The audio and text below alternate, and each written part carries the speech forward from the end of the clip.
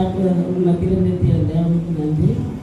போன மாதம் என் மகள் காலேஜுக்கு போனான், வண்டியில் போனான். போயிட்டு ஒரு காலவருக்குள்ளே ஒரு ஃபோன் வந்தது. என் மக பிரதிபா யார் அப்படின்னு சொன்னாங்க. என் மகன் தான் சார் அப்படின்னு. அவங்க வண்டியிலேருந்து விழுந்துட்டாங்கம்மா, உடனே வாங்க அப்படின்னு. சார் என்ன சார் ஆச்சு அப்படின்னு சொல்லி ரொம்ப அழுதேன். அதெல்லாம் ஒன்றும் இல்லை, நீங்கள் வாங்கன்னு சொன்னாங்க. அதுக்கப்புறம் ஆட்டோ பிடிச்சி நான் போயிருக்கும்போது ஏம்மா எங்கம்மா வரீங்க, ஆம்புலன்ஸ் வந்துச்சு வாமான்னாங்க. சார் என்ன சார் ஆம்புலன்ஸ் சொல்கிறீங்க, என்ன சார் ஆச்சு, நல்லா இருக்கிறான்னு சொன்னீங்களே சார் அப்படின்ட்டு. இல்லைம்மா அதெல்லாம் ஒன்றும் இல்லை, நல்லா தான் இருக்கிறாங்க, நீங்கள் வாங்க அப்படின்னு சொன்னாங்க. அதுக்கப்புறம் நான் கடந்து போனேன். மகள் கான்சியஸ் இல்லாமல் இருந்ததுனால அவங்க ஆம்புலன்ஸ் வர வச்சுருக்குறாங்க. அப்புறம் நான் அங்கேருந்து அழுதுன்னு போனேன். அதுக்கப்புறம் பாப்பாவுக்கு கான்சியஸ் வந்துடுச்சுன்னு சொல்லிட்டு அங்கேயே பக்கத்தில் இருந்து ஒரு ஹாஸ்பிட்டலில் அட்மிட் பண்ணியிருந்தாங்க. நான் போகும்போதெல்லாம் ட்ரிப்ஸ் இருந்தது. அதுக்கப்புறம் ட்ரிப்ஸ் ஏறின உடனே வாமிட் பண்ணுறா.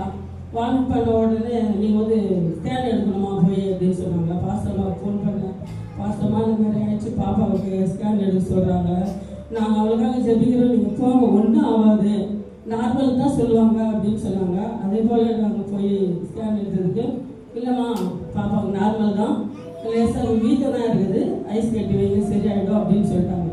அதுக்கப்புறம் நான் பாப்பாவை கூட்டின்னு வந்து ஹாஸ்பிட்டலையும் அதே போல் சொன்னாங்க. இல்லை நீங்கள் போகலாமான்னு சொல்லிட்டு சின்ன 2 காயம் தான் கட்டி அனுப்பிச்சிட்டாங்க. இந்த வீட்டாண்ட இருக்கிறவங்கலாம் அவ்வளோதான், வண்டி கண்டமாகிட்டு இருக்கோம், அதிகமாக பட்டிருக்கோம், கேஸ் ஆகிட்டு இருக்கோம் வண்டிக்கு அப்படின்னு சொல்லிட்டு எல்லாமே பேசியிருந்துக்கிறாங்க.